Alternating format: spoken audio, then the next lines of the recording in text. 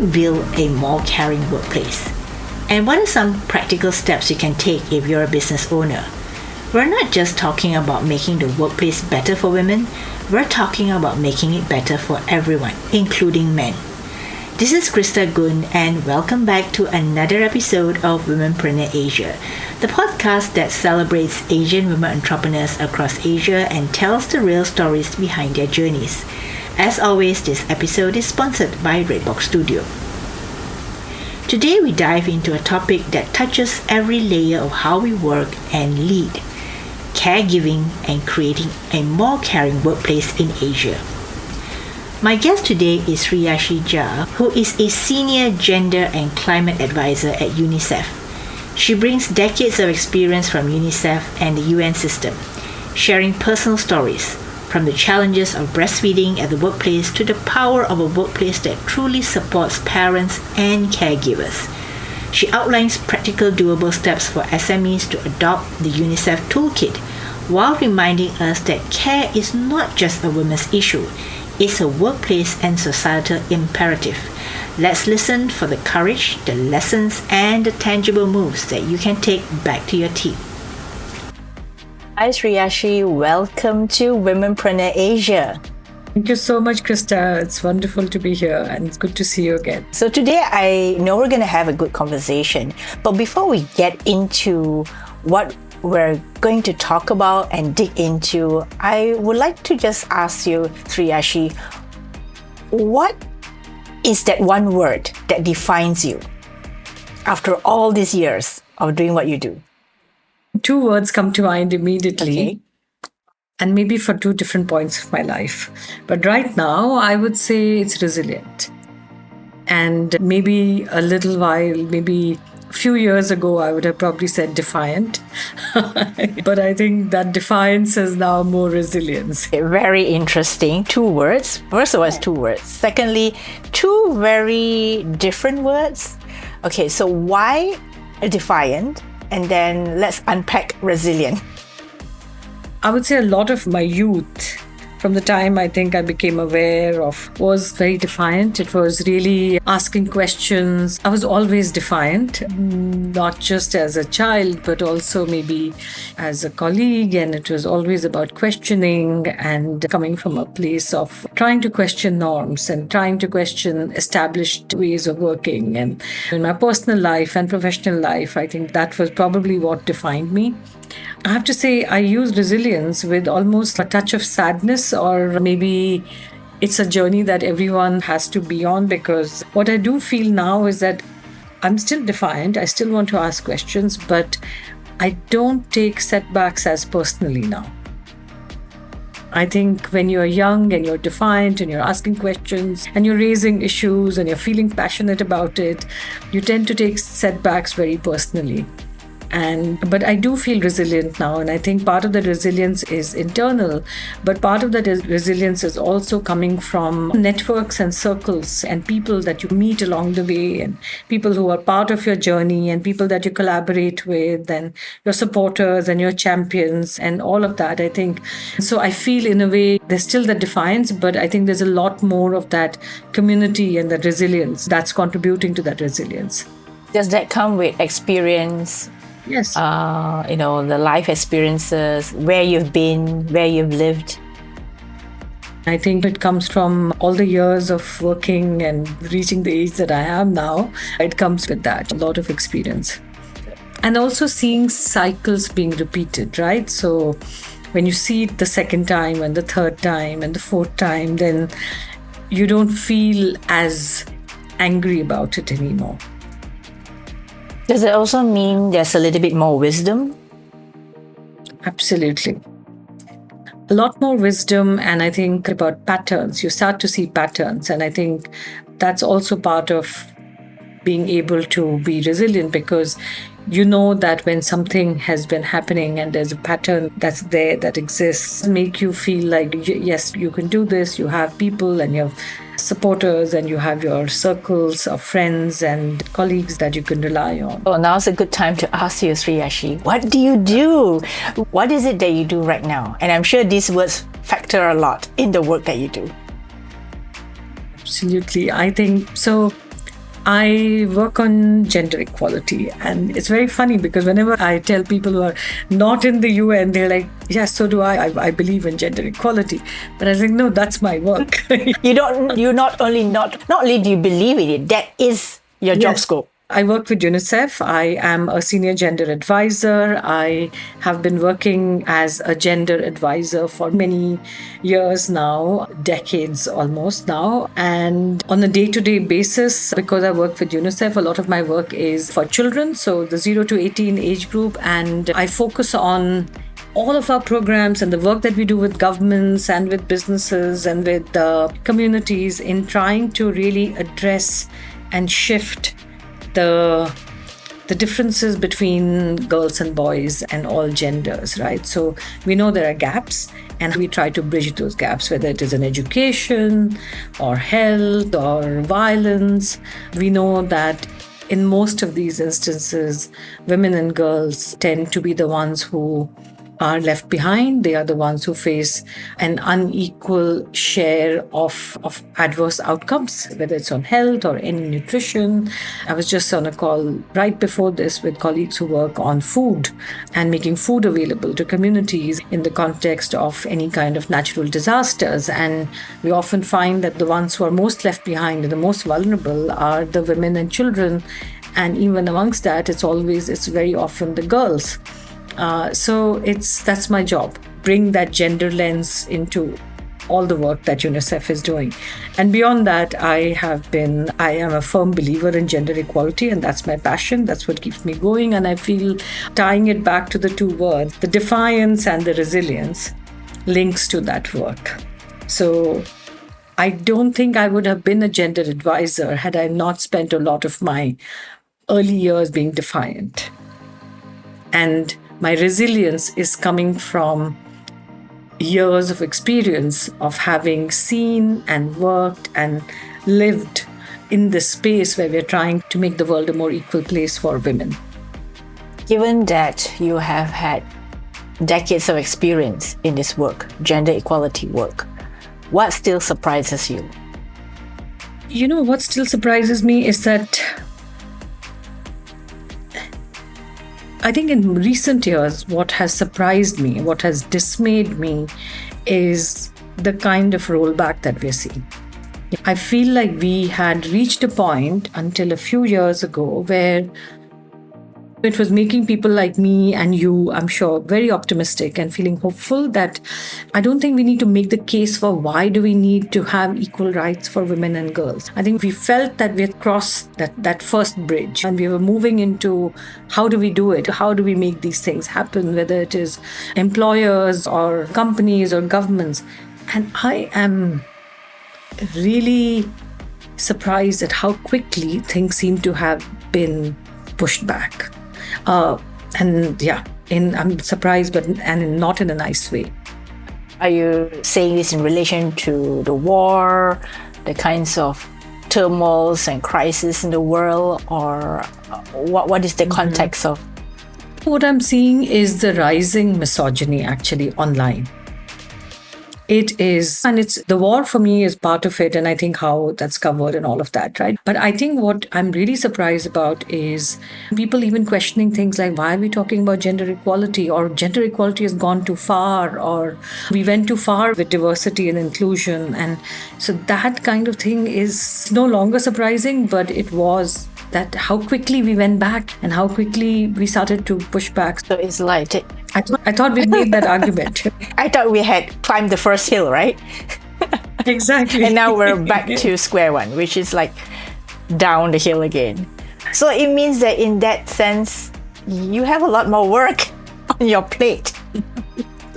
I know. And I think maybe that's what going back to resilience, right? We always see this, and I see this a lot of the social change work, and I guess it's also true for any kind of work, is that when you push back against years and centuries of norms and patriarchy and the way in which people are used to doing things, then the backlash is just as fast and quite vicious. And I think that's what we're seeing. I think it's less visible in Southeast Asia, so we don't see it on a day-to-day basis, but my work is global and I am connected with a lot of people who are working in other parts of the world, and it's really quite something. And in a way, I'm really surprised to see the kind of backlash in some of the most developed countries in the world.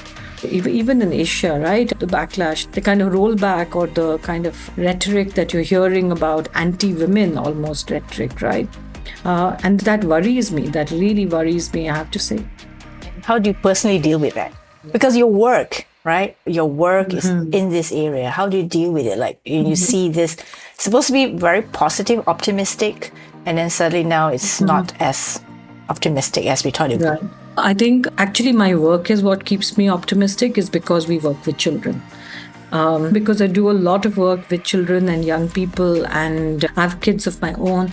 And I see that the pushback is, yes, I think some of the younger people are also becoming, there's this data that shows they're becoming more conservative, but I see that it is easier to make the argument, it is still easier to make the argument with children than it is with older generations. So I feel like in that sense, that keeps me optimistic that yes, we have a setback period right now, but I do think that working with young people, working with children is the way to keep moving forward.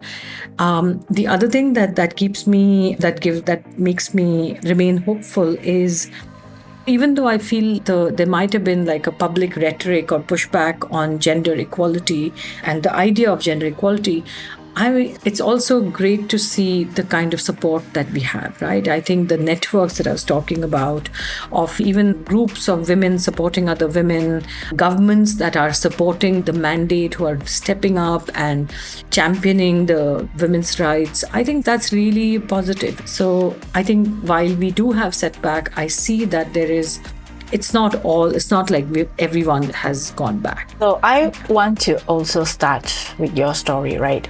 And because you were saying that you have had years of experience being involved in gender equality, the fact that you question norms. But I really want to know, how did you first step into this role? And was there anything in your life personally that push you towards this? It's going to be a slightly longer answer, but I do want to break it up into two parts, right? One is the role, which is my job. And I think then there is the bigger, which for me sits within the broader circle.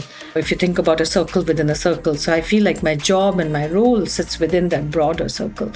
And that first part is my life, who I am as an individual, right?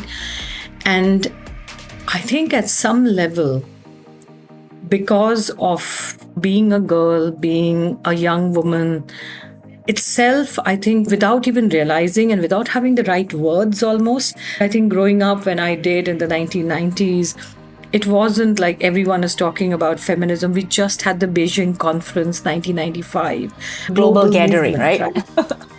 Global gathering in a way. And I was like 18 years old at that time. So, it's like that was a big moment.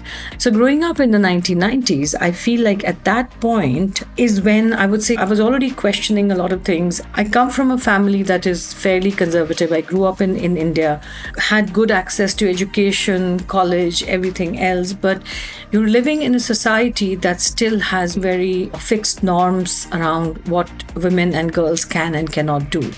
And I think all those norms around where you cannot go, what you can wear, what you cannot wear, who you can see, who can be your friends, even expectations around what you can study, what you cannot study, what's a good career.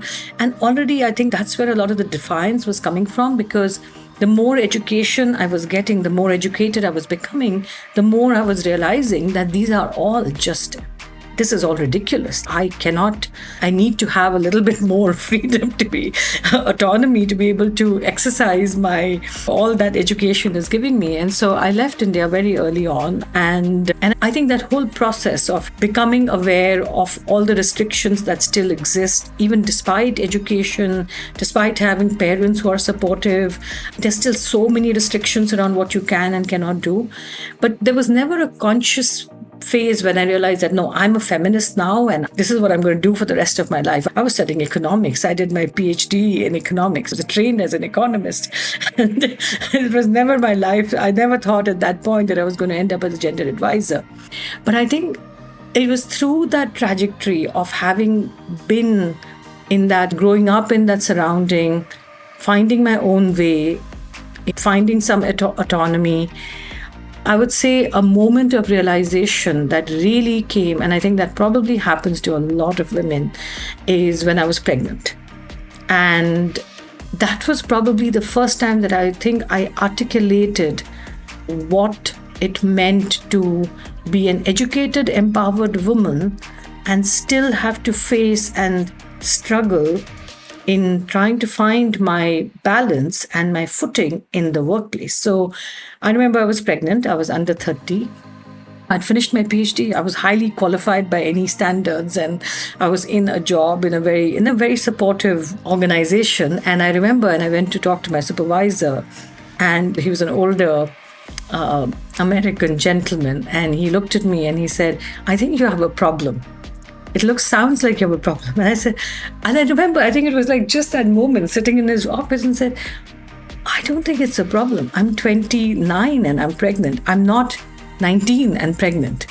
I have, by all means, it should be something that we should find a way to work and how we balance this out." So I think it was that moment, and I was not working on anything to do explicitly with gender, right? It was a job that was linked to what I'd studied, which was environmental economics and policy. And so I think that for me was the first realization that, and then of course the whole journey of giving birth and being in that medical system and facing a lot of subtle, indirect kind of, I think sometimes the way doctors will talk to you, almost like they are explaining something to you. And at one point I had to tell them that I can understand what you're saying.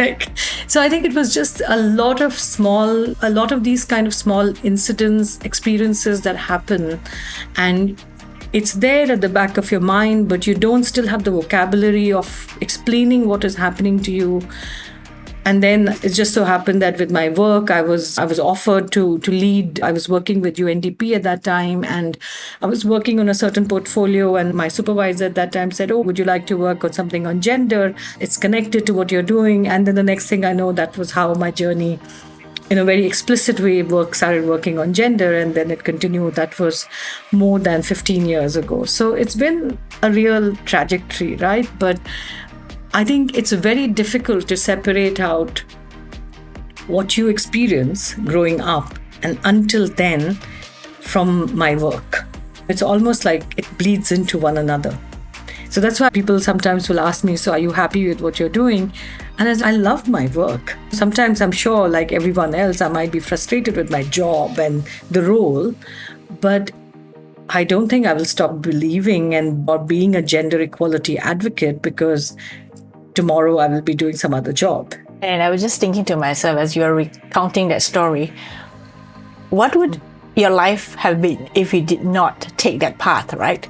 UNDP and now doing the work that you do. I don't think it would have been very different. I think by that time I'd already started to recognize the kind of things that were happening. I think I would have probably ended up in a different kind of organization but working on similar issues.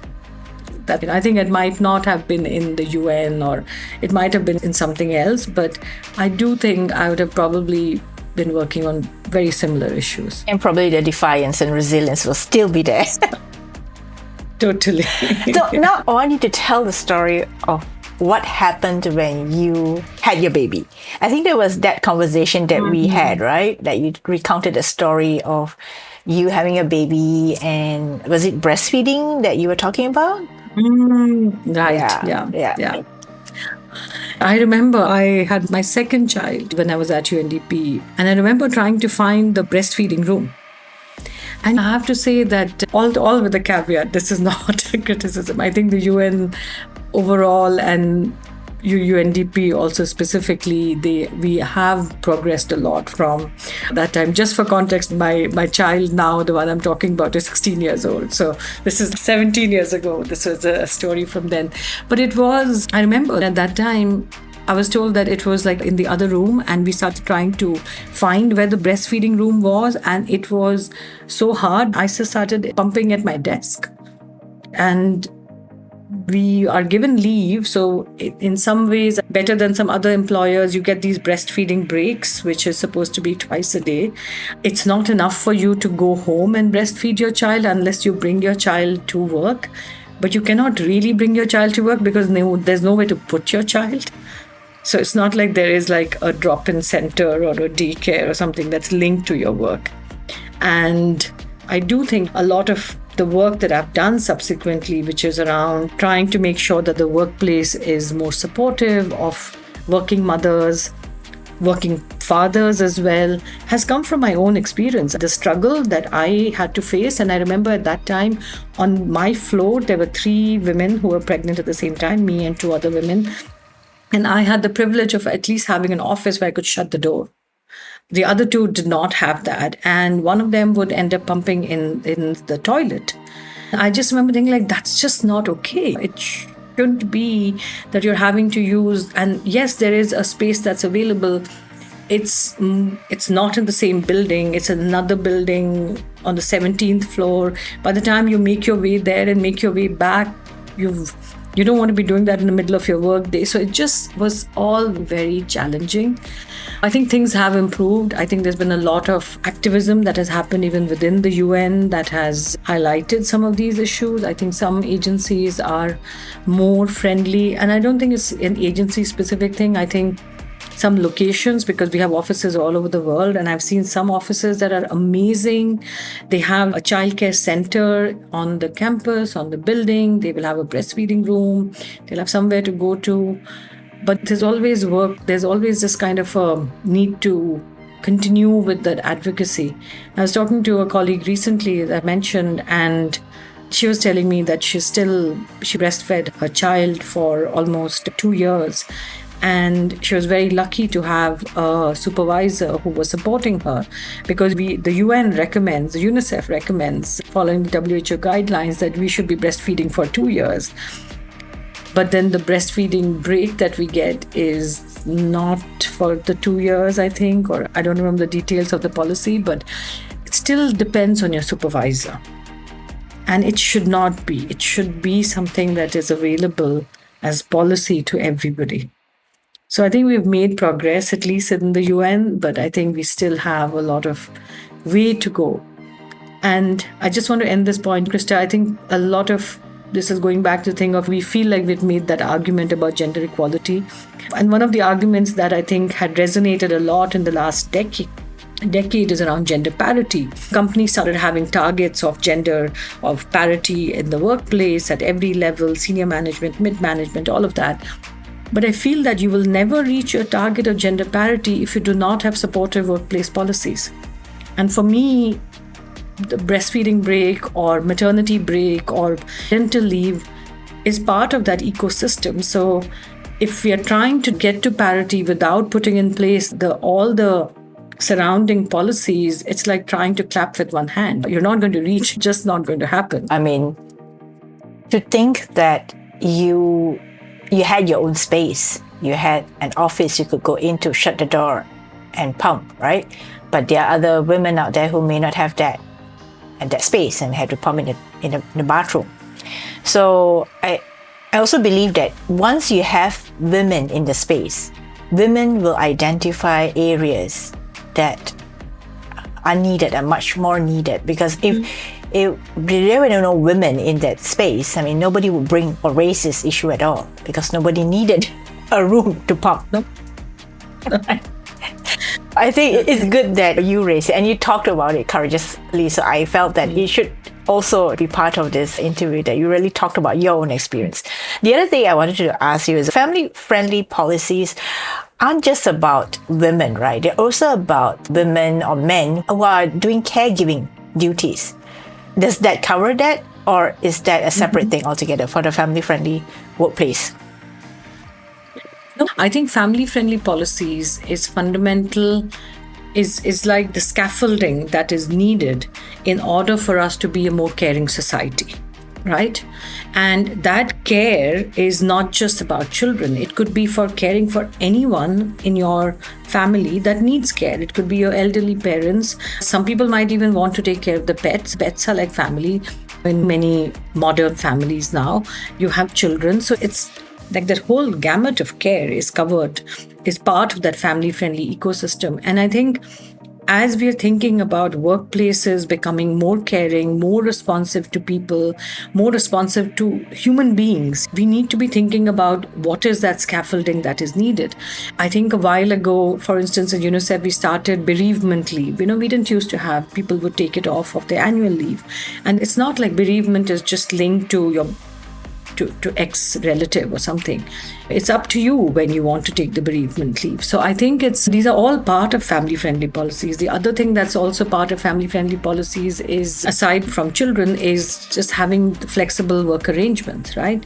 And I think, again, COVID taught us that. I think it became a big deal during COVID. And I know a lot of companies, for all the right reasons, are now asking employees to come back to the office, but doing so with the flexibility of recognizing that people do have care responsibilities. And where this links to gender is that globally we know that women are doing, 4 times more care work than men, right? This is data that shows that.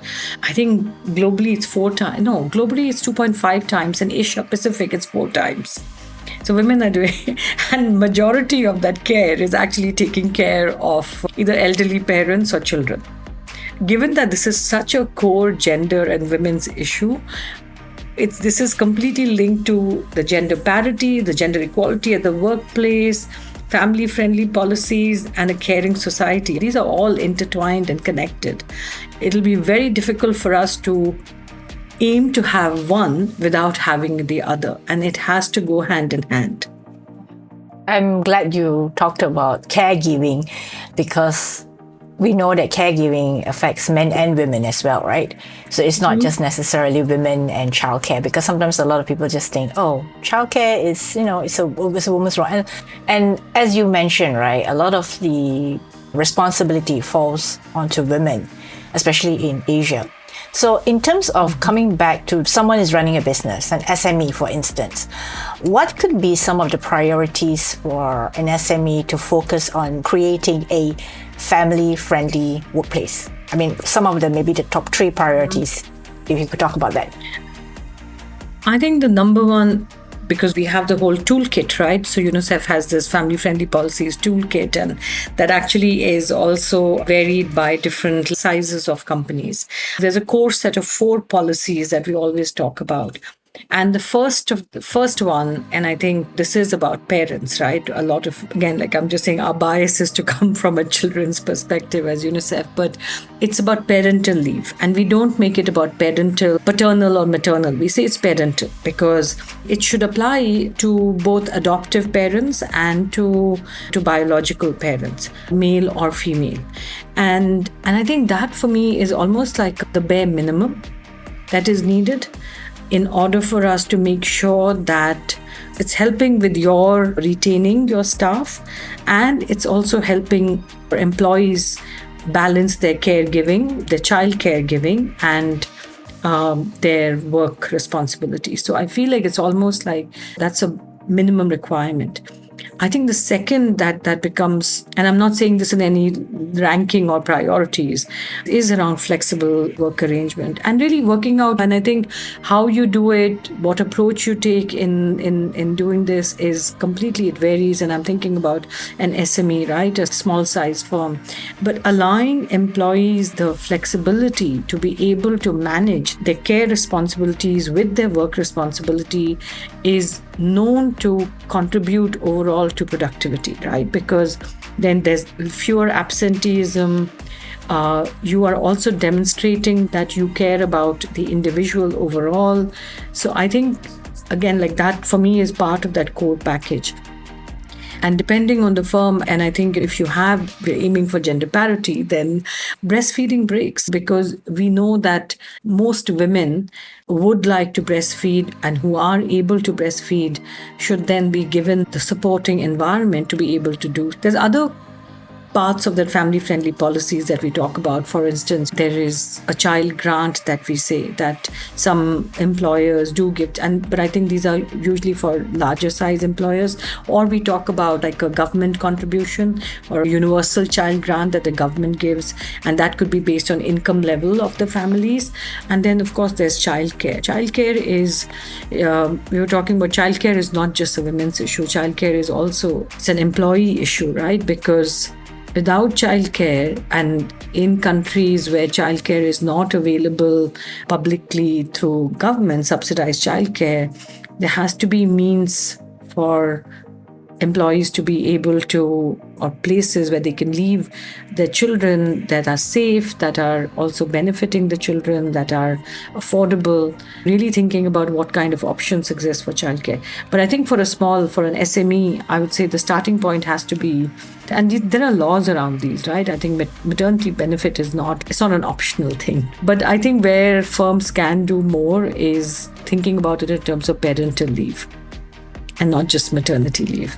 So parental leave, flexible work, and breastfeeding breaks. No particular order. If it's great if you could implement all of these. Of course. Right? But I think there has to be a recognition that these come with costs. And I think the toolkit would be great. Please do take a look at the toolkit, because I think it will walk you through how you would essentially audit your internal practices and what is a priority for this particular company versus some other company and for your context, so that at least then you could have a roadmap of how you would implement it. That is a very handy kind of a tool that we have created. And you have put a lot of effort into the toolkit, right? Yes. So here's the plug for Shreyasi and her toolkit. Well, not her toolkit, but basically a toolkit that the UNICEF toolkit that has everything you need in order to establish a family-friendly workplace environment, right? Shreyasi, I want to ask you this. Do you have any examples of companies who have done this very well? I have to say that none that really come to my mind, but I think there's some really good examples of companies that have used it to audit their workplaces. For instance, in the garment sector in Vietnam, I will not be able to name specific companies, small producers, small manufacturers that have used the toolkit to look at their factory floor and to say, what is it that we need to do? And we can also work with them to guide them through the different steps, right, of what is needed, what is feasible. I think a big part of it is the costing. I will not shy away from that. So we have some examples from Vietnam. I would say, again, like really small scale producers have done it, manufacturers have done it. And then there are some companies that do it on their own with or without the toolkit, I think. And there's the one that comes to mind is, there were some of the Silicon Valley firms, but they've been part of the rollback. I think there was a time when Netflix, for instance, gave a very long maternity leave, and then I think it's been shortened. So they go through cycles. Yeah. What would be something that, like, if an SME wanted to use your toolkit and wanted to focus on it, do they work on it on their own, or do they enlist the help of, some consultants who could help them with it? What could they do with it? Yes, absolutely. I think the starting point would be to, of course, take a look at the toolkit. And then UNICEF, for us, we are very happy to work with them. They can reach out to us. We will be happy to consult with them. UNICEF has offices in almost all the countries in this region. And we are very happy to support companies. We also, in many cases, work with different chambers of commerce. So we could also work via the chambers of commerce, or in some cases, we work with producers associations. So we can also provide them support through different industry associations. So there are many different ways in which we could provide the technical support that's needed, or we could connect them with the consultants or individuals who could actually undertake this for them. And would this usually go through the HR division? Yes. Usually HR, right? It is led by the HR, but also with senior management, right? And I think where family-friendly policies have been most successful, they are almost like with any major organizational culture change, they have to be championed by the senior management. Of course, like the senior leadership has to be on board and has to be supportive, and the HR within the company is the one that will take it forward. Sometimes it's a compliance part as well, so it could also be compliance. I could also see that having a family-friendly workplace is actually a competitive advantage. Completely. In Southeast Asia, across Asia, we have the issue of declining birth rates, right? Overall population is shrinking and people are choosing to have fewer children. And what they say is, PA, that's our sister UN agency that does research on population, they had a whole report last year on the World Population Report that looked at the reasons why the birth rate is declining. And it's the number one factor is not that people don't want to have children. It's because they're not able to afford the children. They're not able to, it's just way too expensive. And so in a way, investing in family-friendly policies is actually investing in the future of your own societies. I know as an individual company, it's very hard to see that, but it is a big attraction. It's a way for us to attract good talent if we are providing support for people to be able to have children, take care of children, take care of the elderly parents. We are an aging society in Asia. Most of us have elderly relatives that we're taking care of.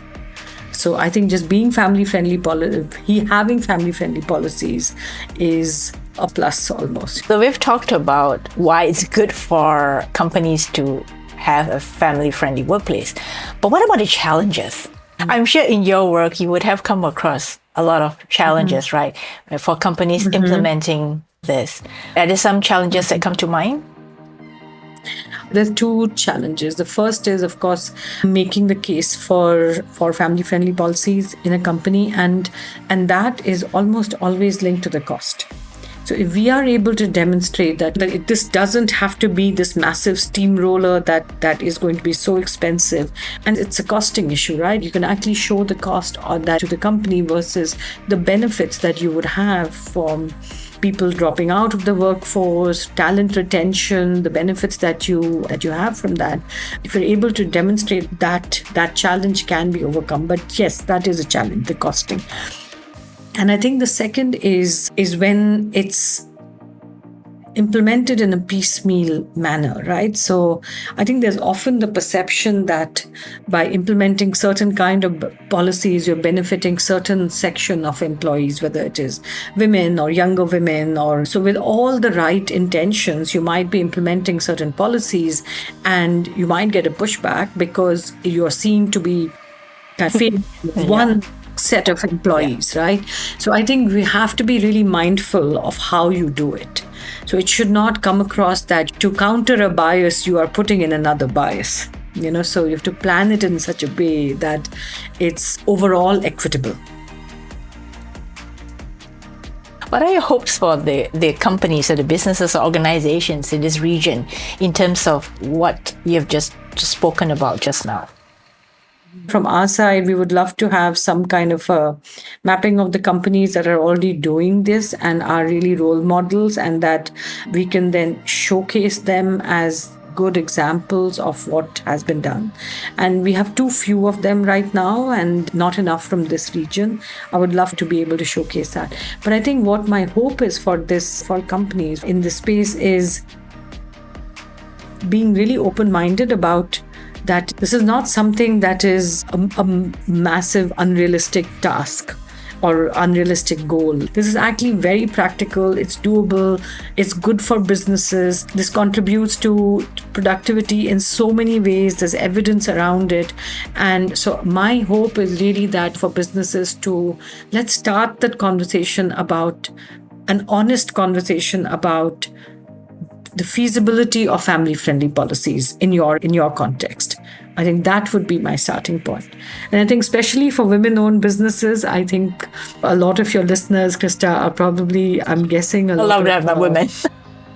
Yes, a lot of them are women and a lot of women in business. I would say maybe those can be the pioneers to show that when we talk about women in leadership, when we talk about women business owners, women working in business,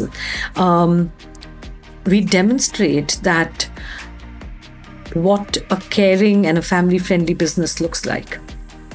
So it's almost like if we could role model that, if women who are in business and who are business leaders can role model that, that would be amazing. That would certainly be amazing.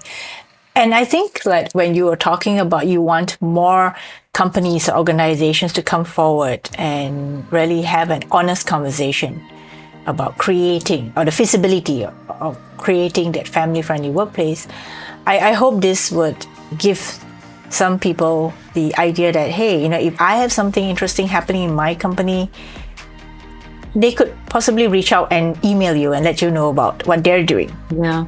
I think what would be really good if you have some interesting practices that you would like to share. Very often I see this around International Women's Day. We get a lot of examples of companies like, hey, we're doing this for other women employees. I think it's fine. Like, all that is great and it's good to be celebrated on one day. I would really like to have a dialogue. If you've really done something that is systematic and you've changed the policy and you've somehow helped to shift the way work is happening within your company, which is benefiting this whole care thing that is happening in society, that would be really good. We would love to hear from you. We're always looking for good examples and companies to showcase. I think the idea is to really make caregiving something that we all should be talking about. It's not just about women and gender equality. Yeah. It should be just about, as a society, as human beings, we should be talking about care and how we implement those care policies in the way where we work or how we work, right? So I think, that should be a great conversation to have. In fact, we are also starting the care and support agenda. It's family friendly, but it's really about care. How do we become a more caring company, a more caring society? And so that care is not just something that women do when they take leave from work, but care is something that we all do all the time, every day. It's just that who we care for may differ. But how do we actually make sure that we have the support that individuals need to be able to do that well? It also fits really nicely into ESG. Right? I mean, it all has to complement each other. And I feel that if you have that kind of conversation, normalize that kind of conversations that we're having with the people around us, I think that would be really, really good. What I worry about, I think the ESG discussion and all the work that's happening is great. My husband works in finance, so we have long conversations about this. I feel like a lot of the times companies are talking about ESG as something that they do, but not how they do it. And I think what family-friendly policies does is a way to turn it inward and say, okay, if you're looking at ESG as something that you're doing outside, like on the products that you're manufacturing on, etc., but it's equally important to look internally, inward. Okay, I like that perspective because a lot of people talk about ESG and ESG metrics. Yeah, but not so much about what happens in how they do something in the company. Yeah, absolutely. This links to a little bit of how the family-friendly policies agenda also evolved at UNICEF. A few years ago, I think maybe a decade or so ago, when this has been gathering steam. And in the initial years, I have to say that a lot of what we were doing was we were preaching outside. We were talking about family-friendly policies, that government should be doing this, and we want child grants, and we want equal maternity, parental leave, and all of that. And then we started reviewing our own policies, and I think we were like, no, we're not there yet. We cannot go out there and tell what others should be doing if we're not doing it for our own families. I think it's that same approach, I would say, for how companies also, any employer needs to approach it that way. It all has to start from home, right? Literally. Yeah, it starts from home.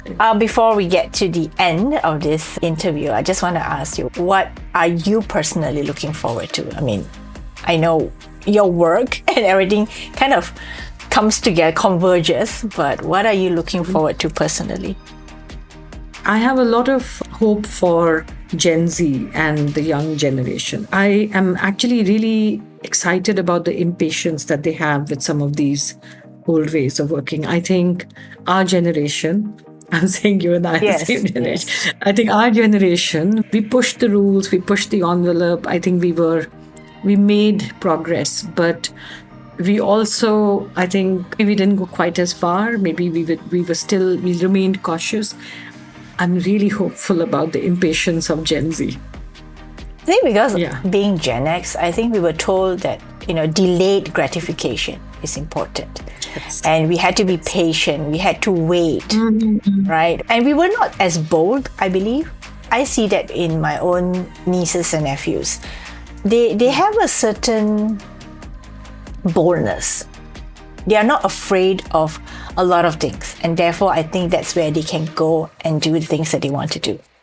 Absolutely agree. I think that boldness is the impatience, the boldness. And so, yeah, I think that's making me very hopeful. I think if we can support it and share some of how things are happening, and I see myself doing that a lot, is sharing how things have moved to also make sure that, look, we're not reinventing and going back, but we have to keep pushing forward. So I'm really excited about that. I'm really excited to see girls really taking the lead in some of this, right? I think, in fact, in many instances, girls more than boys are speaking up, right? And they are the ones who are asking the questions and so much more articulate than I was ever at 14, 15, Absolutely 16. agree. Completely. It blows my mind. I feel like my work is done when I hear a 16-year-old talking so eloquently about boundaries and about like how they need to be setting the standards. And I was like, wow, okay, that's it. So there is much hope, right? There's much hope for gender equality, and gender parity work, and what we are hoping that the next generation of women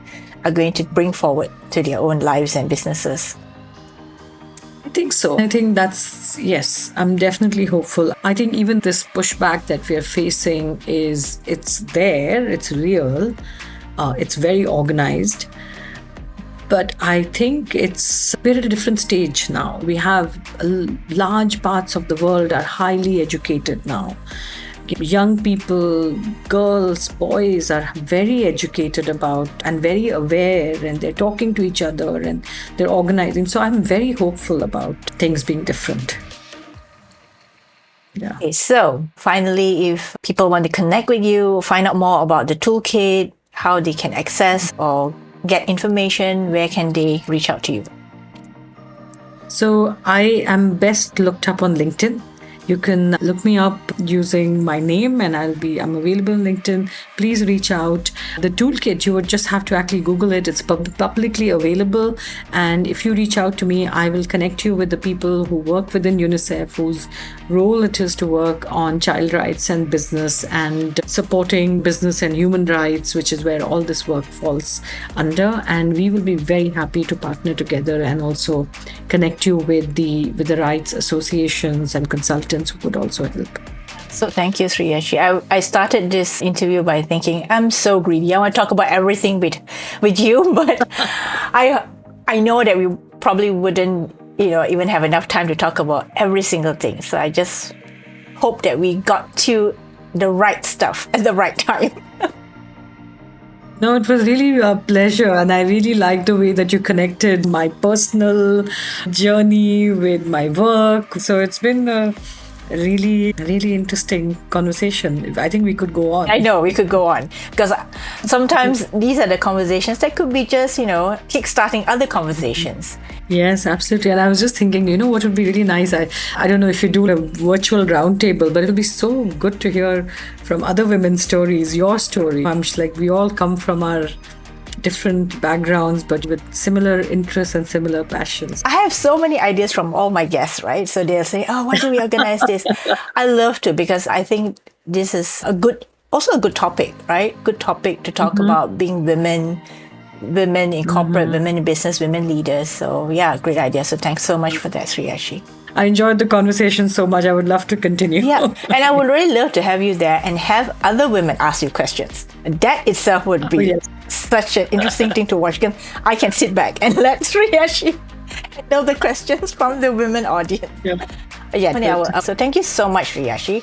I also said that you are the season closer for my season 11, even though it's not entrepreneurship, but it really is about entrepreneurship. And that is what I try to bring into every episode that I have, is to link it back to entrepreneurship and women, and how all these different topics and ideas would spark some ideas in women business owners. So thank you once more.